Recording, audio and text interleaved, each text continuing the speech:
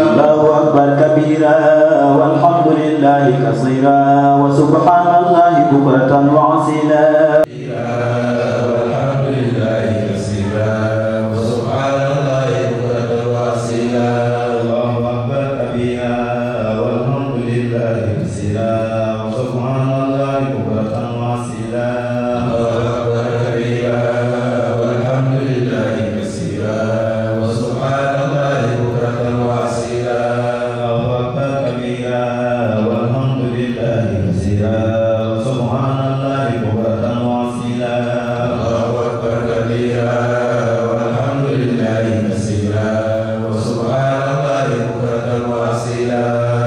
أكبر كبيرا والحمد لله كثيرا وسبحان الله بكرة وأصيلا الله أكبر كبيرا والحمد لله كثيرا وسبحان الله بكرة وأصيلا الله أكبر كبيرا والحمد لله كثيرا وسبحان الله بكرة وأصيلا الله أكبر كبيرا والحمد لله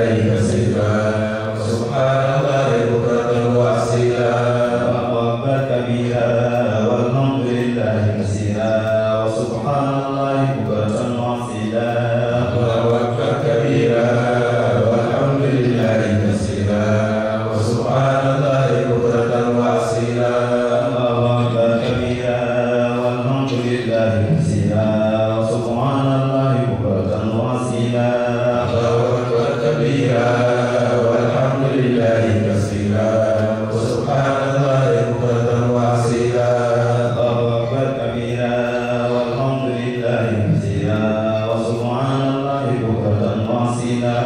الله أكبر كبيرا والحمد لله كثيرا وسبحان الله بكرة وأصيلا الله أكبر كبيرا والحمد لله كثيرا وسبحان الله بكرة وأصيلا الله أكبر كبيرا والحمد لله كثيرا وسبحان الله بكرة وأصيلا الله أكبر كبيرا والحمد لله كثيرا وسبحان الله بكرة وأصيلا الله أكبر كبيرا والحمد لله كثيرا وسبحان الله بكرة وأصيلا الله أكبر كبيرا والحمد لله كثيرا وسبحان الله بكرة وأصيلا الله أكبر كبيرا والحمد لله كثيرا وسبحان الله بكرة وأصيلا الله أكبر كبيرا والحمد لله كثيرا وسبحان الله بكرة وأصيلا الله أكبر كبيرا والحمد لله كثيرا وسبحان الله بكرة وأصيلا الله أكبر كبيرا والحمد لله كثيرا وسبحان الله بكرة وأصيلا الله أكبر الله أكبر الله أكبر الله أكبر الله أكبر الله أكبر الله أكبر الله أكبر الله أكبر سمع الله لمن حمده لك الحمد الله أكبر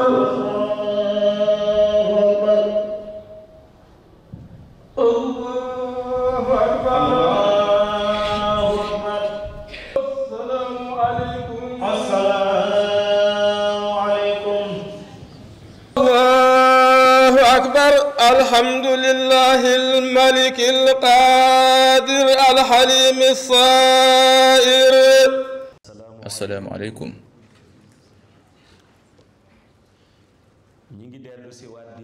Nous réitérons notre ziyara envers tous nos dignes confrères ici présents. Nous leur adressons nos compliments en ce jour béni.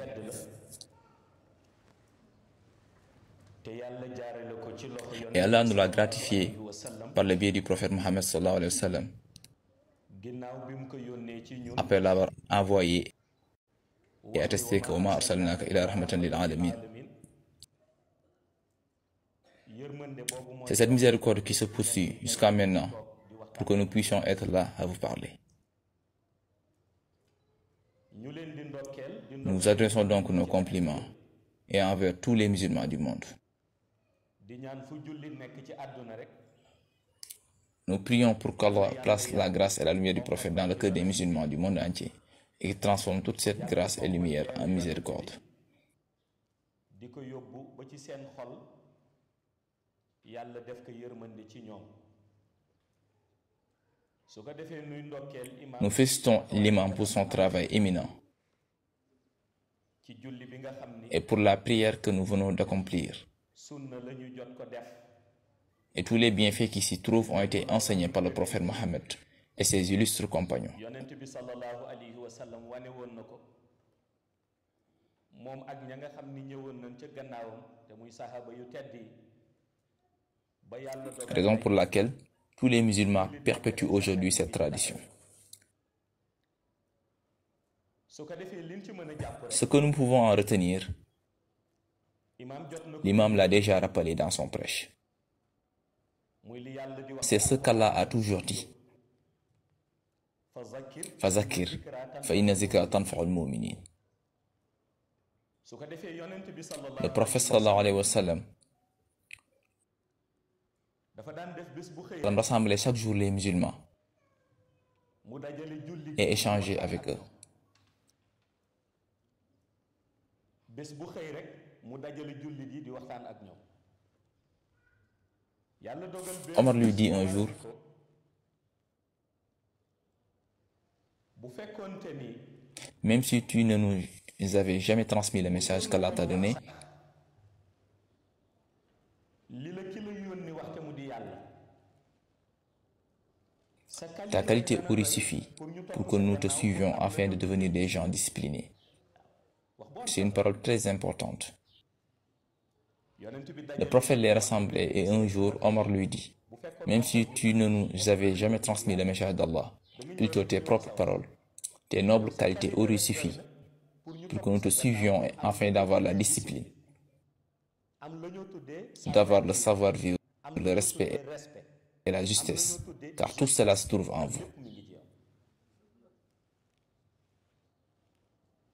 wax jooju tuuse yonent Cette parole toucha profondément le prophète, Umar waxu ko parce que Omar ne lui a pas dit qu'il le suivait simplement parce qu'il est envoyé de Dieu, mais du fait que pour avoir cette vie convenable qu'ils ont à la Mecque, fii ci mag mooy yow sa bopp il lui aurait simplement suffi de leur montrer ses qualités et il l'aurait cru. nga mel waxoo ñu sax waxi yàlla loolu dana tax ñu gëm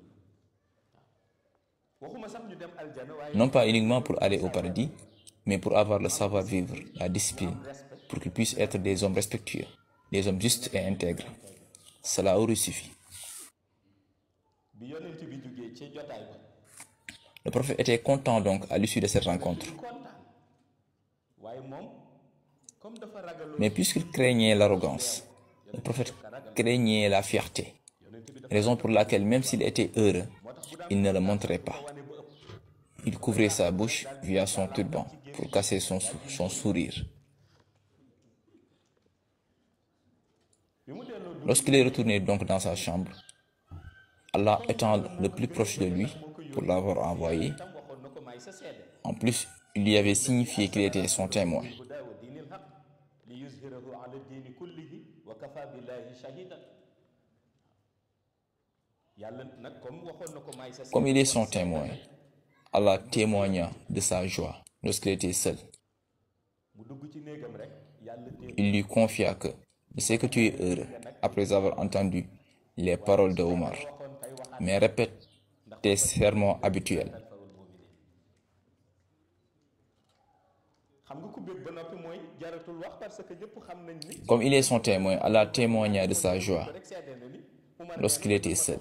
ngir sama jukko rek Il lui confia que je sais que tu es heureux après avoir entendu les paroles de Omar, mais répète tes sermons habituels lorsque tu te réveilleras demain, car le rappel profite aux croyants. dikratan fawul mu'minin yàlla ni ko am na ñu Allah lui dit qu'il y a des personnes à qui il a accordé la foi, et un rappel de sa parole ne fera que consolider leur foi. ñoom dund boobu ñu daan dund ak yonent bi C'est pour remplir la vie des musulmans de grâce qu'Allah nous a donc amené un jour comme celui-ci. ci la yàlla indi Ce sont des jours importants dans l'islam. bis yu am solo la ci diine l'islam xam nga Les femmes même venaient souvent demander au prophète ndax ñun julli jëmën na si elles pouvaient venir assister à la prière. Il leur répondait oui, mais qu'elles devaient s'habiller de manière pieuse et se mettre derrière les hommes. ngeen toog ca gannaaw Ababacar ni ko lu tax mu ni ko parce que bis la boo xam ni Abou Bakr lui demanda pourquoi. Il répondit que c'est parce que c'est un jour où les gens viennent apporter les récompenses à ceux qui avaient accompli le jeûne et sorti le zakat al-fitr. Et ils les apportent dans les lieux de prière pour les distribuer aux musulmans.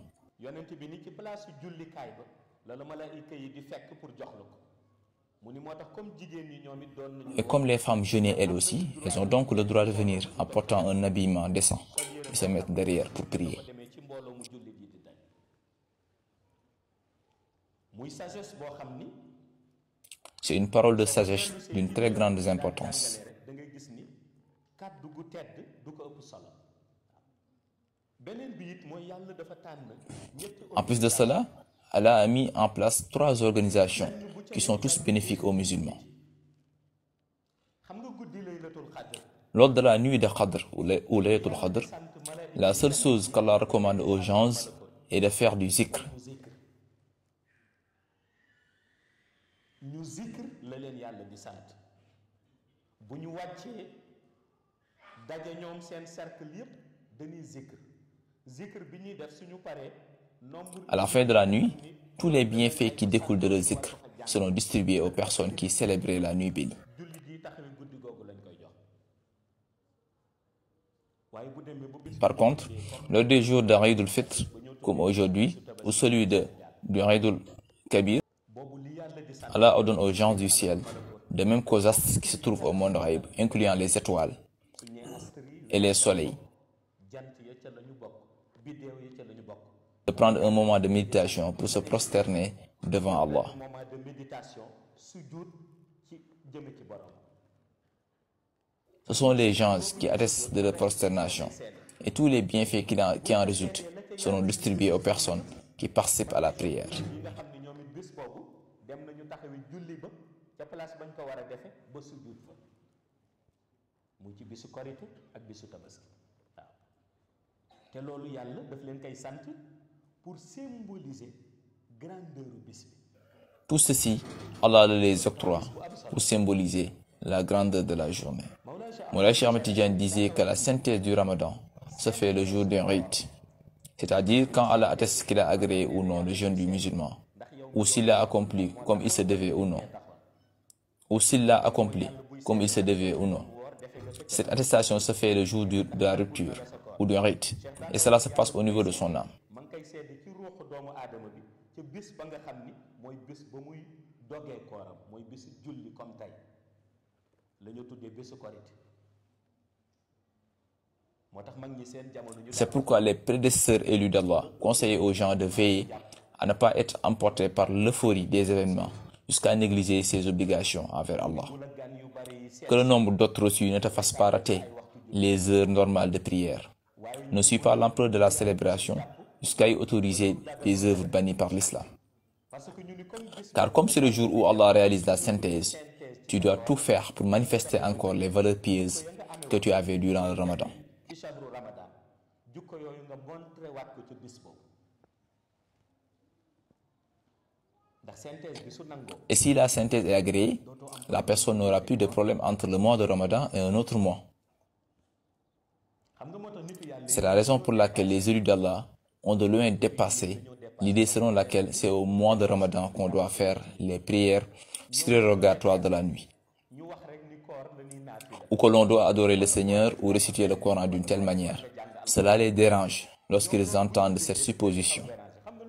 Pour eux, le comportement que la personne adopte durant le mois béni doit rester le même tout au long de l'année. ko jooju nga war amee waaw comportement bi ñu amee koor ba koor di la fi fekkaat comportement boobu nga war amee waaw moo tax ñoom seen naafila ak seen jàng C'est pourquoi ni leur prière ou lecture du Coran est réservée au Ramadan, dañ ko am mais au restant de leur vie, à cause de la parole d'Allah.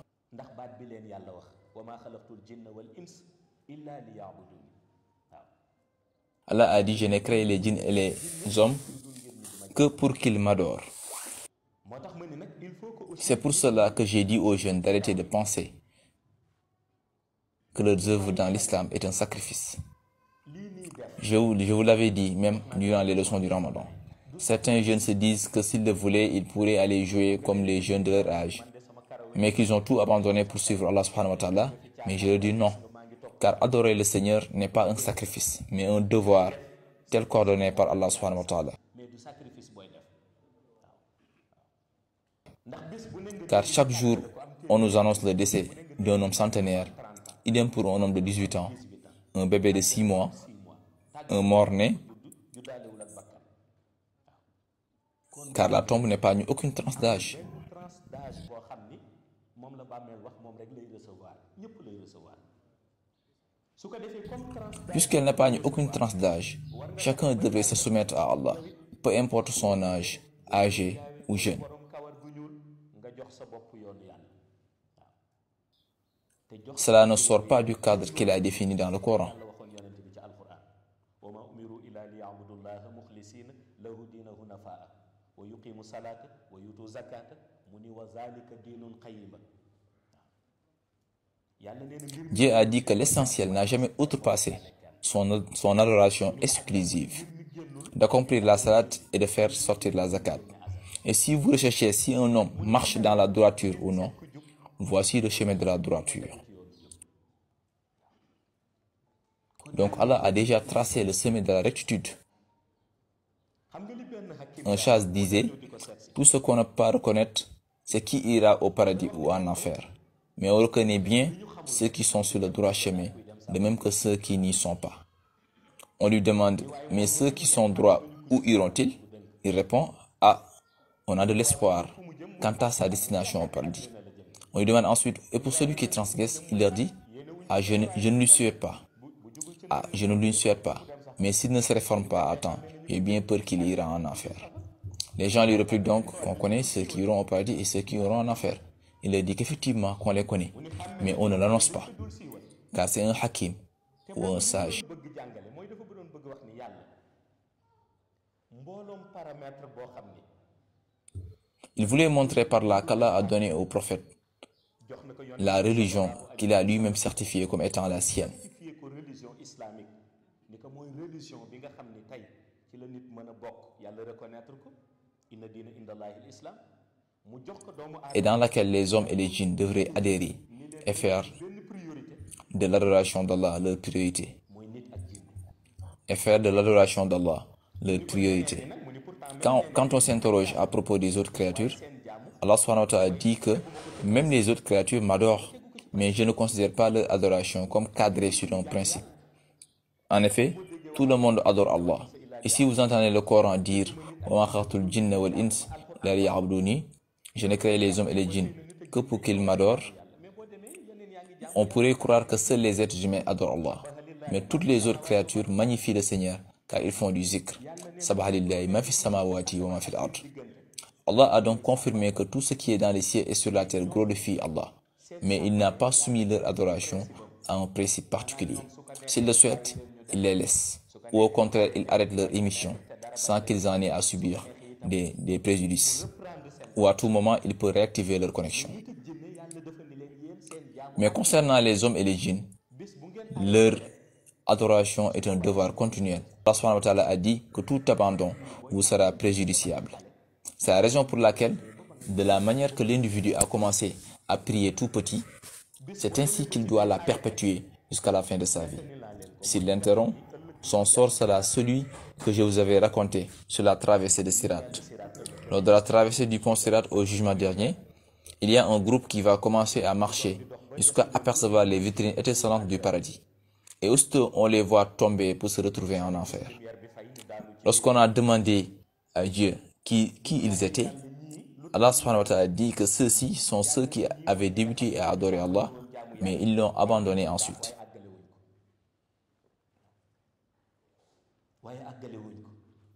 Allah les laissera donc marcher jusqu'à apercevoir les vitrines du paradis. Il éteint subitement la lumière et ils tombent dans le feu. On dit que ce sont ceux qui avaient commencé à faire le bien et à adorer Allah, mais qui n'ont pas persévéré.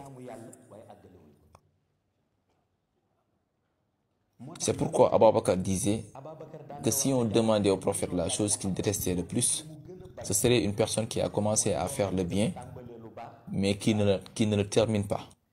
C'est pour cette raison même qu'on rapporte la parole annoncée par le prophète qui dit qu'une œuvre de moindre envergure, mais qui est durable, vaut mieux qu'une œuvre de très grande envergure ponctuelle.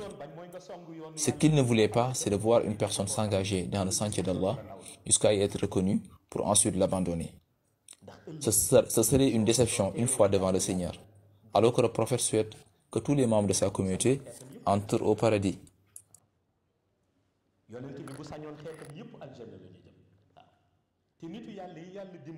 Les Al-Dala qui ont la chance d'être bien orientés, eux, voudraient qu'au jour du jugement dernier, qu'Allah les compte parmi ceux qui font la fierté de la communauté musulmane.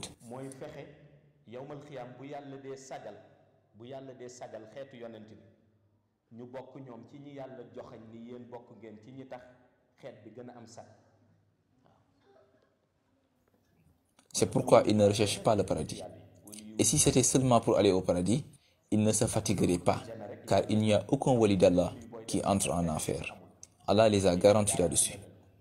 Toutes leurs grandes œuvres dans le sentier d'Allah est pour qu'on les compte parmi ceux qui font la fierté de la communauté du prophète Mohammed sallallahu alayhi wa sallam.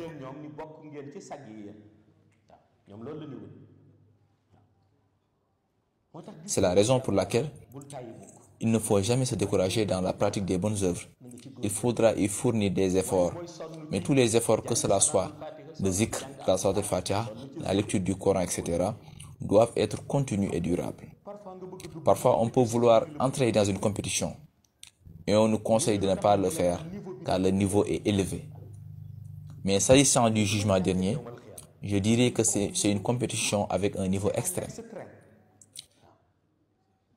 Si Allah prend le temps de s'installer pour une journée qu'il a revendiquée comme étant sa propriété, jusqu'à le manifester dans le Coran, par yawma yaqumu ar-ruhu wal malaikatu saffan la yatakallamuna illa man azina lahu ar-rahmanu wa qala sawaban. Et ajoute zalika yawmul haqq wa insha ittakhadha ila rabbi ma'aba. Un jour où Allah a dit personne ne parlera. Il ordonne aux gens de se mettre en rang et personne ne s'exprimera. Et personne ne s'exprimera excepté celui qui leur aura donné permission et il dira la vérité.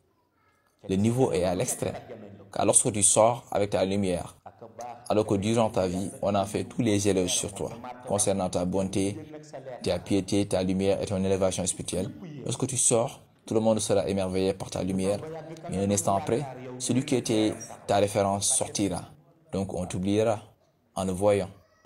Si tu sors avec ta lumière étincelle, lorsque Moulay Cheikh Ahmed Tidiane apparaît, alors que c'était lui ton maître et espoir durant ta vie, on t'oubliera car ta lumière vient de lui. C'est comme une bougie qu'on allume durant la nuit pour éclairer et que soudain le soleil apparaît. On oubliera la bougie pour demander pourquoi le soleil est apparu en pleine nuit et on oubliera la bougie à cause de la forte lumière solaire. Toutes les créatures sont réunies. Les prophètes si célèbres comme le prophète Ibrahim alayhi salam sortira et le pointera du doigt pour dire que voilà Ibrahim. Le prophète Nour apparaîtra pour venir. On dira que voilà le prophète Yashkur. Isa ibn Maryam sortira et tous les célèbres walis, les éminents qutb et autres saints dirigeants des tariqas.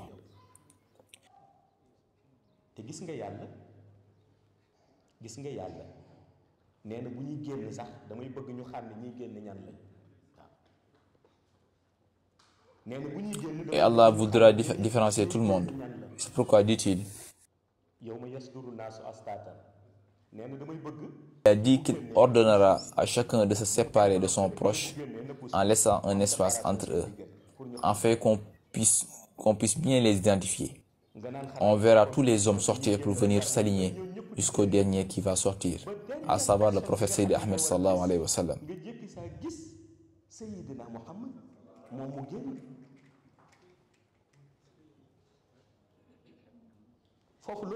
Et là, la personne se demandera avec qui comptait-il se mesurer. Une personne qui attendait une compétition et qui voit apparaître toutes ces grandes figures, si on donnait l'exemple en sport, ce serait comme un petit joueur de foot qui évolue dans un quartier et dans les compétitions saisonnières, jusqu'à ce que tous les gens disent qu'il est le meilleur. Lorsque la compétition débute et que le joueur en question attend ses semblables, on lui amène les joueurs internationaux évoluant dans les grands clubs comme Liverpool, le Real de Madrid, etc. Lorsqu'il se tiendra debout en espérant gagner, il voit venir Sadio Mané.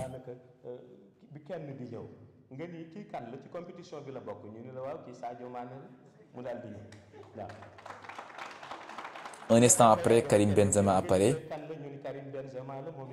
Un instant après, Mohamed Salah. Imaginez ce qui se passera donc sur le joueur du quartier qui pensait être le meilleur. Il se dira peut-être même qu'il pourrait aller dans les touches pour ramasser les balles.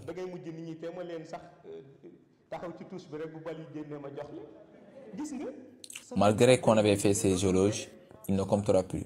Le jugement dernier est identique à ceci.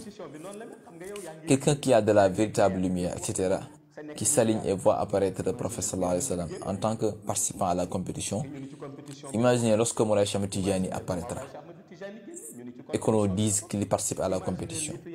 Imaginez la sortie aussi de tous les célèbres élus d'Allah. La personne ne se souciera plus des éloges, mais d'un minimum de lumière à gagner pour se sauver. Car ce n'est nullement avec ceux-ci qu'il pourra compétir. C'est pourquoi tous les élus sont fervents dans l'adoration d'Allah, car ils voudraient que lorsque le Seigneur pointera son doigt pour montrer ceux qui font la fierté de l'islam, qu'ils en fassent partie. C'est le même exemple lorsque le prophète sallallahu alayhi wa sallam a dit à Abu Bakr Sadiq, sois heureux, car tu seras parmi mes proches au paradis, de la même manière que tu es près de moi aujourd'hui. Et c'est là qu'il a désigné les 10 personnes qu'il a annoncé leur entrée au paradis.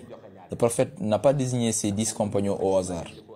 Il voudrait les faire comprendre qu'ils seront désignés parmi ceux qui feront la fierté de la communauté islamique au jugement dernier. Car tout ce qu'il pointe du doigt est une indication d'Allah subhanahu wa ta'ala qui a attesté pour lui que وَمَا يَنْتِقُ عَنِ الْهَوَىٰ إِنْ هُوَ إِلَّا وَحْيٌ يُوحَىٰ. Et si tu dois rejoindre ces grandes figures au jugement dernier, tes efforts ne devraient pas avoir de limite. Une rencontre où toutes les créatures sont présentes en train d'observer. Et Allah interrogera quelqu'un en l'interpellant par son nom. Il rappellera son nom, son lieu d'habitation, etc. jusqu'à ce que tout le monde l'identifie. Et il projette ses œuvres comme on le fait aujourd'hui pour que tous les gens observent. Il montrera le secret le plus enfui sur la personne, le secret qu'il n'a jamais voulu raconter à quelqu'un. Cependant, Cheikh Tidiane dit qu'il fera preuve de discrétion pour les personnes qui préservaient l'intimité des gens et n'exposera pas leurs œuvres. Mais si une personne dissimule ses secrets intimes, tout en exposant ceux des autres, Allah attendra le regroupement de toutes les créatures pour mettre ses siens au grand jour.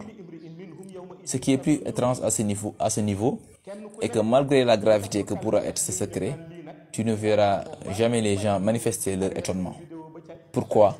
À cause du verset يَوْمَ يَفِرُّ الْمَرْءُ مِنْ أَخِيهِ وَأُمِّهِ وَأَبِيهِ وَصَاحِبَتِهِ وَبَنِيهِ لِكُلِّ امْرِئٍ مِّنْهُمْ يَوْمَئِذٍ شَأْنٌ يُغْنِيهِ. Personne ne posera sa main sur la bouche pour s'étonner du méfait des autres. Mais elle se demandera si après cette projection, Allah ne va pas l'appeler pour projeter l'année telle de sa vie. Ainsi, elle se mettra en silence pour attendre son tour. C'est pourquoi lorsqu'un homme est venu demander à un élu d'Allah comment Dieu est capable d'enregistrer les moindres faits et gestes des gens sur terre, il lui a répondu qu'effectivement, qu'il les enregistre depuis toujours. N'as-tu pas vu les 2 caméras qui t'observent d'en haut? Le premier est une caméra infrarouge pour la nuit et l'autre une caméra que tu vois durant la journée. Et c'est le soleil.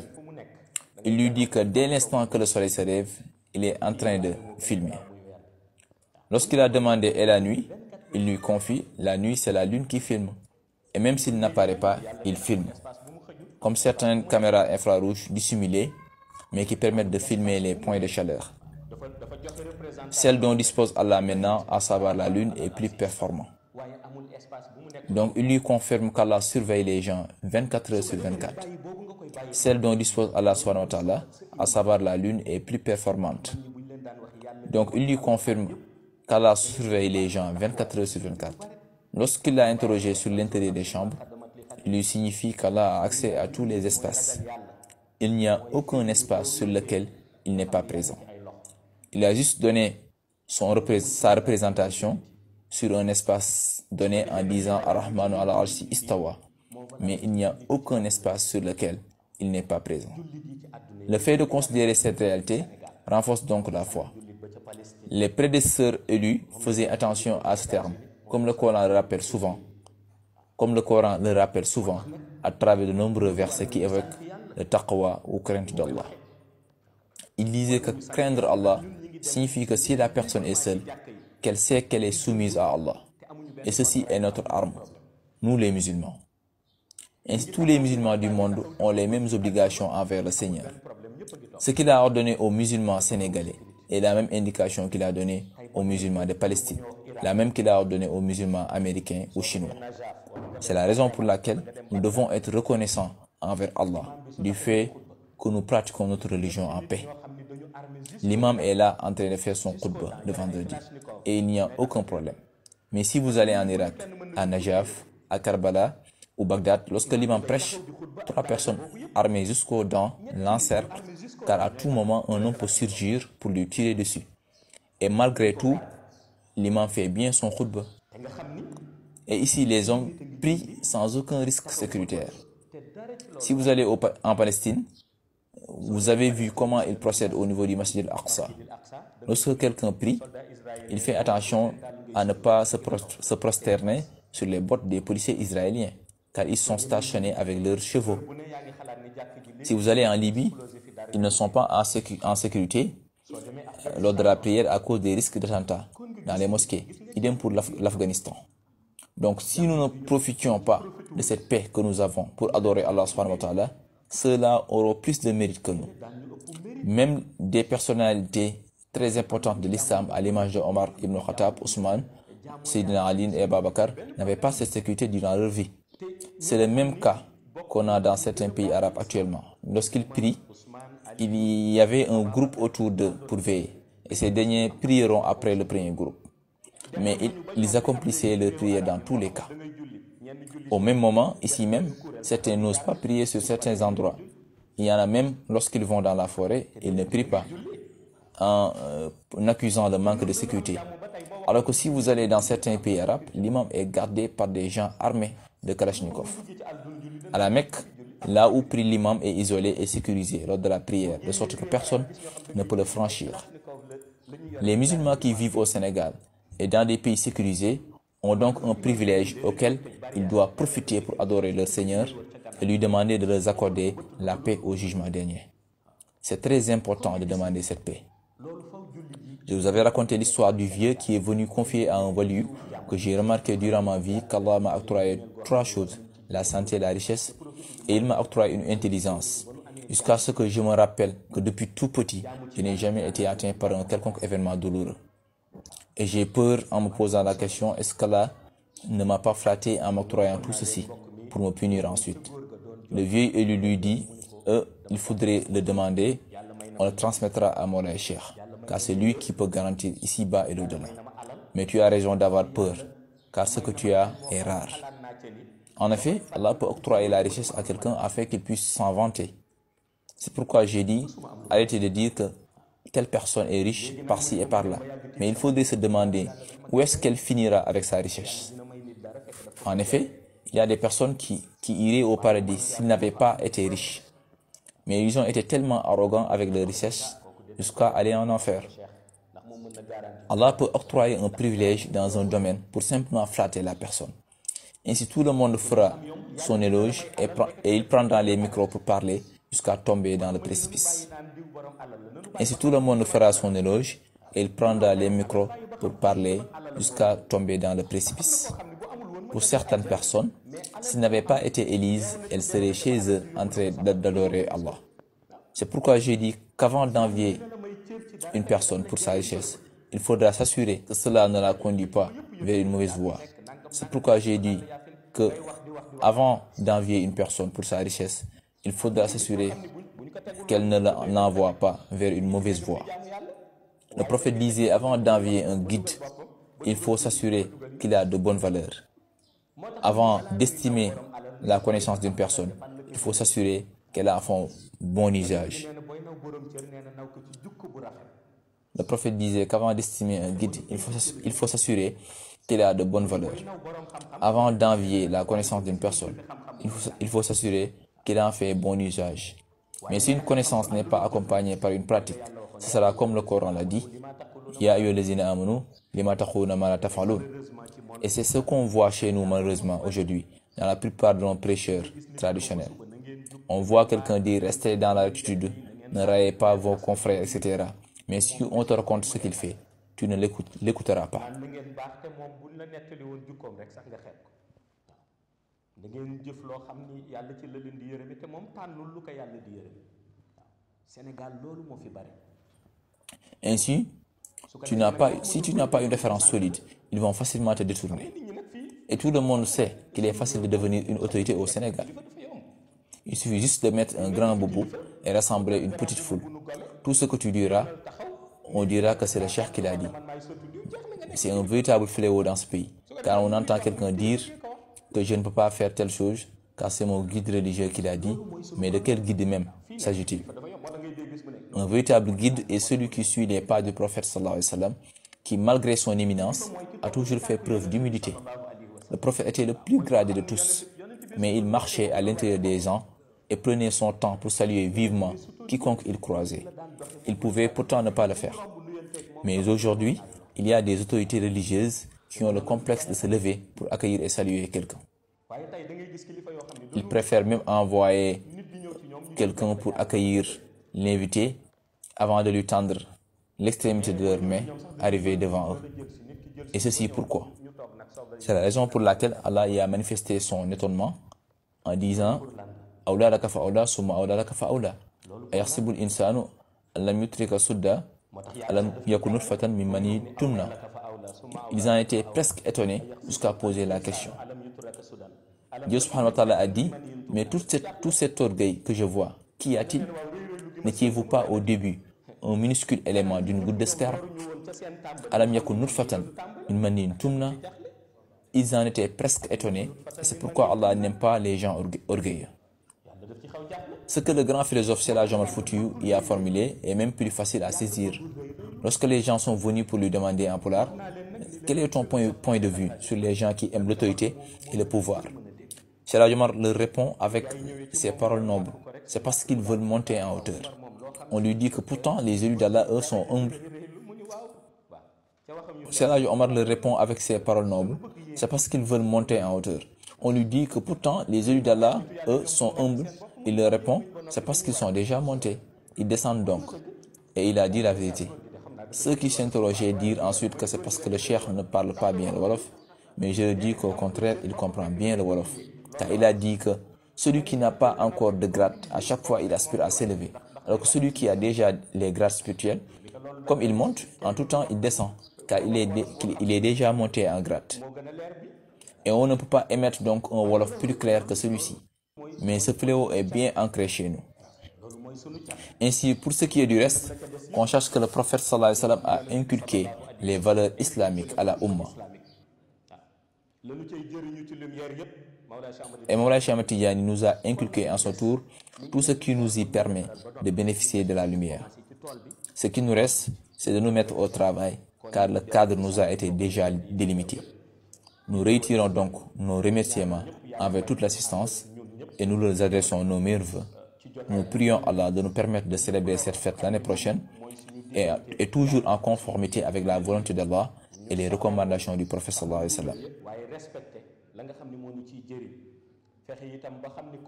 Le ramadan est terminé, mais le musulman doit tous les jours garder le même comportement qu'il avait durant le mois béni. Clôturons donc en récitant la Fatihatul Kitab et la Salatul Fatiha et demandons à Allah de nous réunir encore l'année prochaine par la bénédiction du prophète Mohammed, paix et salut sur lui. إياك نعبد وإياك نستعين اهدنا الصراط المستقيم صراط الذين أنعمت عليهم غير المغضوب عليهم ولا الضالين آمين ربنا آتنا في الدنيا حسنة وفي الآخرة حسنة وقنا عذاب النار ربنا لا تزغ قلوبنا بعد إذ هديتنا وهب لنا من لدنك رحمة إنك أنت الوهاب ربنا اغفر لنا ولإخواننا الذين سبقونا بالإيمان ولا تجعل في قلوبنا غلا للذين آمنوا ربنا إنك رؤوف رحيم بحرمة اللهم صل على سيدنا محمد الفاتح لما أخلق والقاتم لما سبق ناصر الحق بالحق والهادي إلى صراطك المستقيم وعلى آله حق قدره ومقداره العظيم سبحان ربك رب العزة عما يصفون وسلام على المرسلين والحمد لله رب العالمين. بارك